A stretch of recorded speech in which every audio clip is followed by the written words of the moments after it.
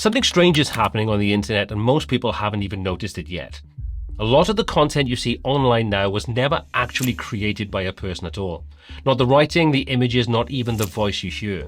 Now on the surface that might sound like a small change, but it has a very strange side effect. The internet might be slowly running out of original ideas, and the weird part is, the system causing it is the same one that's supposed to make the internet better for all of us. So this raises the question, if more content is produced than ever before, why does it feel like the internet is getting shallower every day?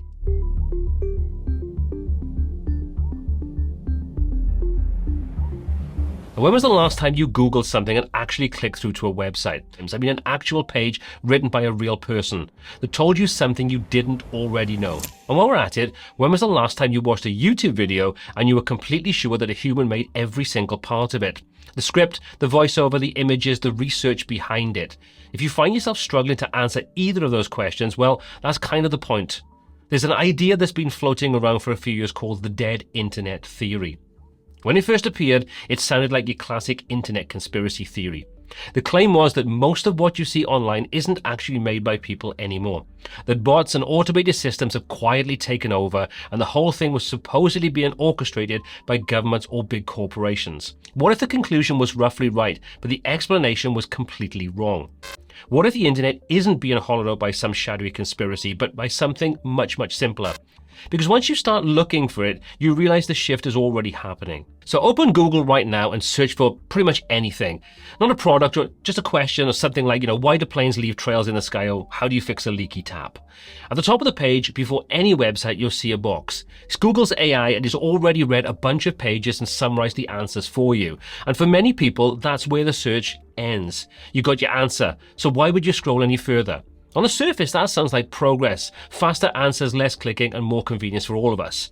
But that convenience has a side effect that almost nobody noticed at first. And once you see it, you can't really unsee it. Because it's not just search. Scroll through YouTube for a few minutes and start counting how many videos in your feed were clearly assembled by AI. The ones that slightly off voiceover with stock footage that doesn't quite match what's being said on screen, AI generated images with all those telltale smoothness and perfection. Entire channels are uploading multiple videos every single day. The script is by AI. Voiceover generated by AI, images generated by AI, description written by AI, and sometimes the upload itself is automated. People have started calling this kind of content slop, and that's a pretty accurate name for it. It's the content equivalent of processed food, technically edible, but, technically delivering absolutely nothing, but produced as cheaply and as quickly as possible, and it's pretty much everywhere. Now, if you want to see what happens when this system goes a step further, there's actually a perfect example. A website that spent 15 years becoming the single biggest knowledge base in its entire industry. Millions of experts contributing answers, millions of people solving problems, and then in less than 2 years, most of the activity completely disappeared. What's the website? It's Stack Overflow. And for 15 years, it was the backbone of how developers solved problems. You'd hit a bug, Google the error message, and 9 times out of 10, you'd land on a Stack Overflow thread where someone had already worked through the exact same issue. At its peak, it was receiving over 200,000 questions every single month. And by the end of 2025, that number had fallen to fewer than 4,000. And the timing tells you everything you need to know. Because what launched just before the collapse? AI coding assistants, large language models, tools trained on the very data Stack Overflow had spent 15 years collecting. The AI learned from the knowledge base and then completely replaced it. And once you see this example, you start noticing the same pattern everywhere. Because what's happening here is actually a loop. Imagine photocopying a page, then photocopying the copy, then photocopying that copy again. Each version still looks roughly correct, but the details slowly degrade and disappear over time. And that's essentially what's happening to information on the internet. Human knowledge gets shared, AI systems train on it, AI systems generate new content, that content competes with the original, human creators get less attention, less reward, and less incentive to share their knowledge.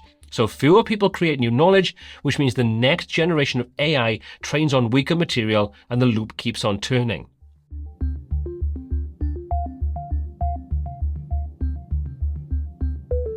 So this leads to a much more interesting question, not about AI, but about knowledge itself. Because if machines are now producing most of the content that we see online, where does new knowledge actually come from? I'm not talking about recycled knowledge or repackaged knowledge. I'm talking about genuinely new understanding, the kind that solves a problem that nobody actually solved before. Now, almost all of it comes from the same place, human experience. Someone trying something, failing, noticing something unexpected, making a connection that nobody else has made yet. Now, AI systems are incredibly good at recombining existing knowledge, but they can't have experiences. They can't notice something strange in the real world. They can't stumble onto a weird solution while fixing something in their garage. The kind of insight only enters the knowledge ecosystem when a human shares it. And if the internet no longer rewards people for sharing that knowledge, the pool slowly stops growing.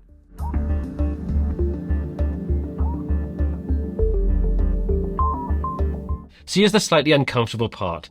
You're watching this on YouTube, the same platform where thousands of AI-generated videos are uploaded every single day.